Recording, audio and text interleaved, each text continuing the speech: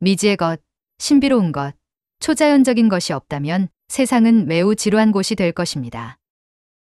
역사적으로 신비롭고 마법적인 기원이나 우리가 이해할 수 있는 범위를 훨씬 뛰어넘는 힘을 가진 것으로 알려진 유물들이 많이 존재해 왔으며, 인간의 본성에 따라 일부 사람들은 이러한 유물을 소유하기 위해 많은 노력을 기울이기도 했습니다. 이처럼 일반적인 상식의 수준을 넘어서는 유물들은 과연 어떤 기원을 가지고 있으며 어떤 역사적 의미를 갖고 있을까요? 오늘 여기 10개의 초자연적인 유물과 얽힌 이야기들을 소개해 드리겠습니다. 전설에 따르면 부처님이 화장될 때 남은 것은 왼쪽 송곳니 한 개뿐이었다고 합니다. 이 이빨은 부처님의 상징이 되었고, 사람들은 이빨과 신성한 지도자의 일부를 보관하고 전시할 권리를 놓고 긴 시간 동안 쌓은 역사를 가지고 있습니다.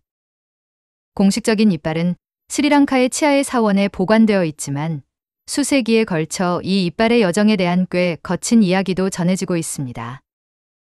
서기 4세기에 인도 단타푸라 공주의 머리카락에 숨겨져 스리랑카로 옮겨졌고, 유럽 식민주의와 포르투갈의 팽창기에 스리랑카를 장악한 탐험가들도 이 치아를 빼앗아 대주교에게 넘겨주고 불태워 재를 바다에 던져버렸다고 합니다. 다행히도 이 치아는 격동의 시기에 전시된 수많은 모조품들 중 하나였고, 진짜 치아는 안전하게 보관되어 있었습니다. 오늘날 스리랑카에서 부처님의 치아를 볼 수 있지만 캘리포니아에서도 부처님의 치아를 볼 수 있습니다. 캘리포니아 로즈미드에 위치한 루 마운틴 사원은 치아를 포함한 만여 점의 불교 유물을 소장하고 있습니다.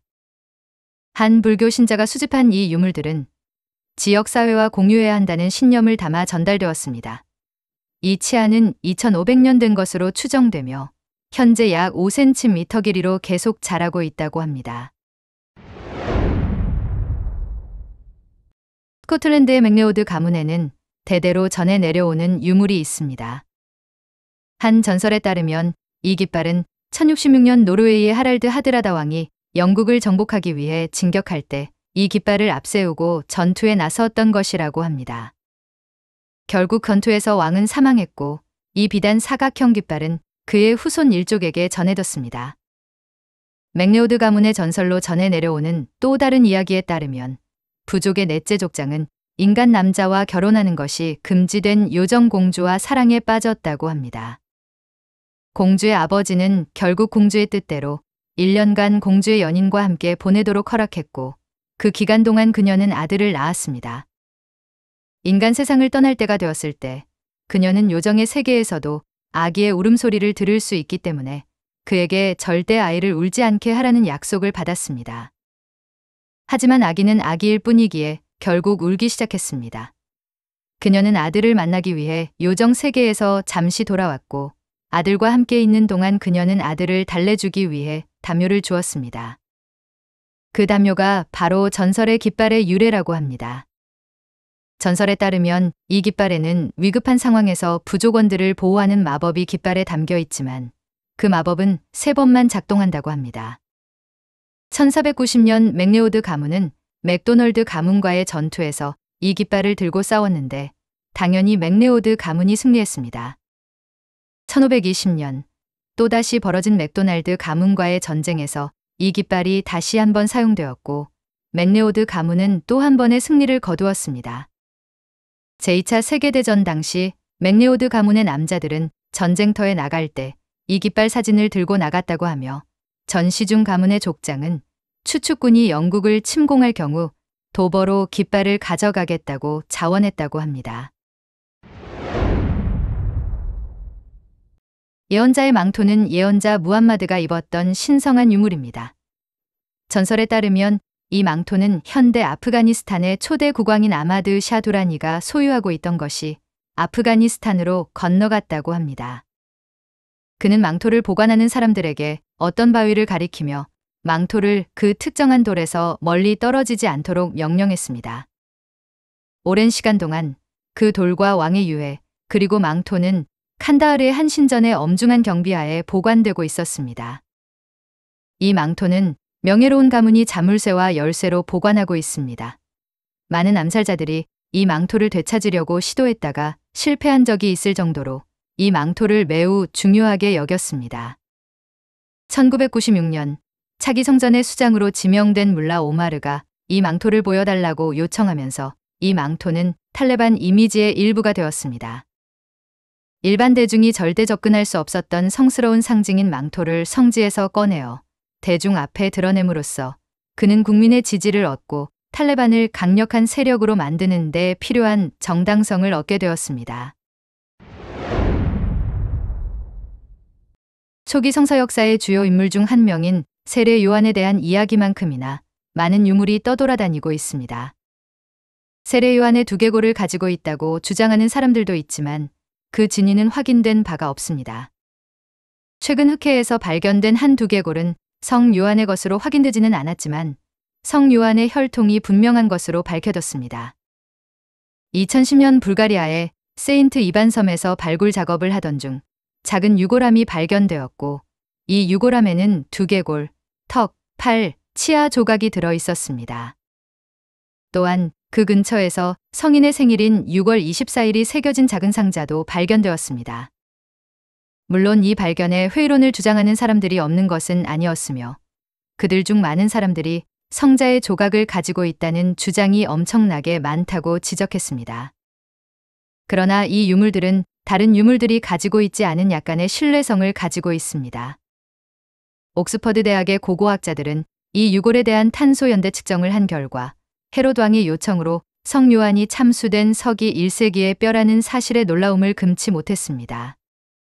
이 유골은 중동 출신의 남성으로 추정되는 남자의 것으로 밝혀졌습니다. 이 검사가 이 뼈가 성인의 것이라는 것을 증명하지는 못하지만 그동안 추측으로만 존재했던 여러 가설들의 많은 부분을 확인시켜 주었습니다. 유골이 발굴된 고대 수도원과 관련된 역사적 문서에 따르면 이 유골은 5세기 또는 6세기부터 이 섬에 있었던 것으로 보입니다. 세례 요한의 유물과 마찬가지로 하나의 진정한 십자가에서 비롯된 많은 조각들이 전 세계 교회에 자리 잡고 있습니다. 이 모든 교회와 성당 중 가장 중요한 곳 중 하나는 예루살렘의 성 십자가 교회입니다. 이 교회에는 십자가에서 나온 것으로 추정되는 3개의 나무 조각 외에도 그리스도의 면류관에서 나온 가시 2개와 십자가에 못 박힐 때 사용된 못 중 하나 등 다른 유물도 있습니다. 이 유물들은 기독교를 합법화한 것으로 가장 잘 알려진 성 헬레나가 수집한 것입니다. 십자가 역사의 모든 격동은 그리스도의 십자가 처형에서 시작되고 끝나는 것처럼 보일지 모르지만 십자가에는 그 이상의 의미가 있었습니다. 서기 1250년경 제노바의 대주교 자코포 데 보라지네는 성인들과 그들의 유물에 얽힌 모든 이야기를 수집하기 시작했습니다. 이렇게 출간된 골든 레전드라는 책은 177개의 장으로 구성된 일련의 이야기로 성인과 성서 속 인물들의 역사에 대해 알고 싶은 모든 것을 기록했습니다. 1권에서는 아담과 그의 아들 중 한 명인 세스에 대한 이야기를 들려줍니다. 세스가 태어난 후에도 아담은 800년을 더 살았고 아담은 세스를 낙원으로 돌려보내 자비의 나무에서 열매를 따먹게 했습니다. 세스가 먹은 열매의 씨앗을 가지고 돌아왔을 때 아담은 비로소 웃으며 죽었습니다. 세스는 그 씨앗을 아버지의 입에 넣었고 씨앗은 십자가를 만드는데 사용된 나무와 같은 새 그루의 나무로 자랐습니다. 십자가의 이야기는 그다지 환상적이지 않습니다. 전설에 따르면 그리스도가 십자가에서 내려진 후 신자들이 십자가를 찾지 못하도록 도랑에 버려져 묻혔다고 합니다. 기독교 신자였던 콘스탄티누스 황제는 전투에서 도움을 달라고 하나님께 기도했습니다. 그는 312년 하늘에서 십자가의 형상을 본 후 십자가를 받아 로마 군대의 상징으로 삼았습니다. 326년 그의 어머니는 집안 대대로 전해 내려오는 십자가의 안식처에 대한 지식을 갖고 있던 한 노인의 안내를 받아 묻혀있던 십자가를 다시 세상으로 꺼냈다고 합니다. 이 유물은 614년 페르시아 왕이 예루살렘을 약탈하는 등 여러 전투의 중심에 있었다고 합니다. 스콘의 돌이라고도 불리는 운명의 돌은 오랫동안 스코틀랜드 왕들의 대관식 장소로 사용되어 왔습니다. 스코틀랜드와 잉글랜드 사이에 특별한 역사가 있는 것은 누구나 알고 있는 사실입니다. 이 돌이 어디에서 왔는지에 대한 역사적 기록은 오래전에 사라져 버렸습니다. 한 전설에 따르면 야곱이 천국으로 가는 영적 사다리를 꿈꿀 때 베개로 사용했던 돌이며 나중에 언약궤의 좌대가 된 돌이라고도 합니다. 이 돌은 아일랜드를 통해 영국으로 옮겨져 왕들의 서약을 확인하는 데 사용되었을 가능성이 높습니다. 840년, 이 돌은 원래 있던 스콘에서 퍼스셔로 옮겨져 픽트와 스코틀랜드가 하나의 통치자 아래 통합된 장소가 되었습니다. 1292년, 존 발리올이 이 돌 위에서 대관식을 거행했으며 그는 이 영예를 누린 스코틀랜드의 마지막 왕이었습니다. 1296년 에드워드 1세는 이 돌을 압수하여 웨스트민스터 사원으로 가져갔고 그곳에서 수세기 동안 보관되어 왔습니다. 이 돌은 지금까지도 계속 사용되고 있으며 가장 최근에는 엘리자베스 2세 대관식의 일부로 사용되기도 했습니다. 당연히 이 문제는 오랫동안 두 나라 사이의 골칫거리였습니다. 1996년 이 돌은 스코틀랜드로 반환되었지만 일부 사람들은 이 돌이 진품이 아니라고 생각했습니다. 당시 스코틀랜드의 초대 당관은 스코틀랜드가 에드워드 1세에게 가짜 운명의 돌을 선물했을 뿐만 아니라 그 가짜가 스코틀랜드로 돌아왔다는 점에서 가짜 중에 가짜라는 의견을 가졌습니다. 1950년 웨스트민스터에서 도난당한 이 돌은 스코틀랜드로 유람선을 타고 이동했다가 결국 반환되었습니다. 이 돌이 사라지는 동안 곡제품이 만들어졌다는 설이 돌기도 했습니다. 영국 군주의 즉위는 복잡한 일입니다. 수년에 걸쳐 많은 사람들이 크라운 주얼에 자신만의 것을 추가했지만 특히 오래된 역사를 가진 왕실 예복이 있습니다. 새 군주가 즉위할 때 사용되는 검은 국왕의 검, 영성에 대한 정의의 검, 현세에 대한 정의의 검, 자비의 검인 커타나 등 여러 가지가 있었습니다. 그중 유일하게 이름이 있는 검인 커타나는 13세기 초 헨리 3세의 대관식에 그 이름이 붙여졌습니다. 납작한 칼날이 짧아지고 끝이 제거되어 자비의 검이라는 명칭이 붙었습니다. 전설에 따르면 이 검은 1199년 존 왕의 왕실 예복의 일부로 처음 등장했다고 합니다. 그는 영국 남서부, 특히 코널의 광활한 지역을 포함하는 모태인 백작이 되었을 때 이 검을 받았습니다. 이는 검의 원래 주인인 전설적인 기사 트리스탄의 이야기에 약간의 신빙성을 부여하는 중요한 연결고리입니다. 트리스탄은 이졸데와의 로맨스 이야기로 더 친숙하게 알려져 있지만 그의 전설에 전투가 없는 것은 아니었습니다.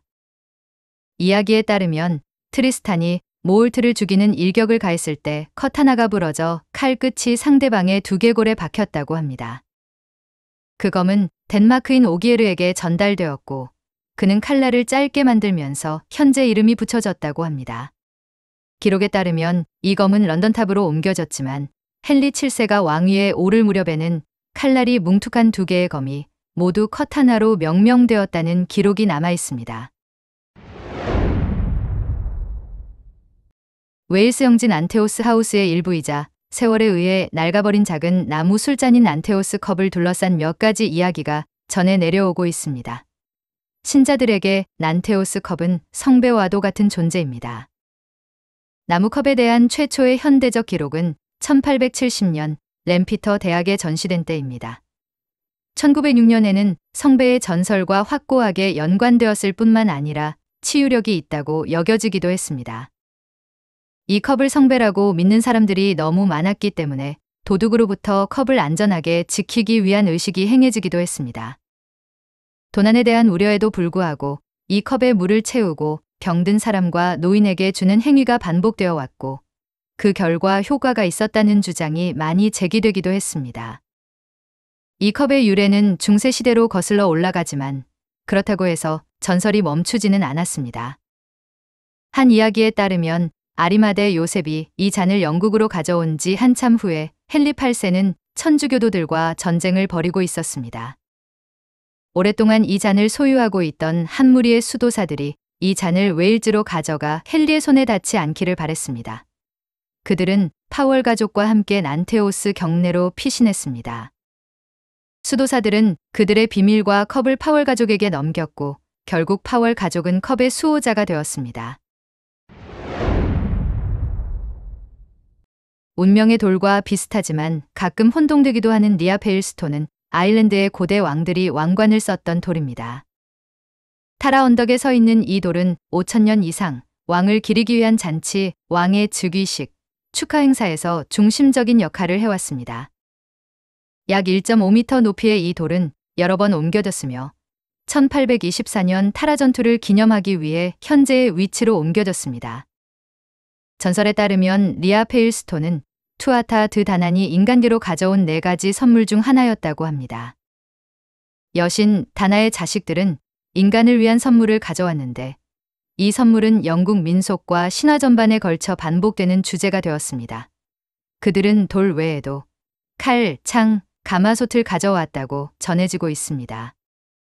이 선물들은 성배와 운명의 창과 같은 기독교적 이미지와 연결되어 있으며 타로 카드에서 랜스, 검, 방패 등 다양한 불멸의 존재로 각인되어 있습니다. 이 돌은 아일랜드의 진정한 왕, 즉 통치에 적합한 인물을 알아볼 수 있는 능력으로 유명했습니다.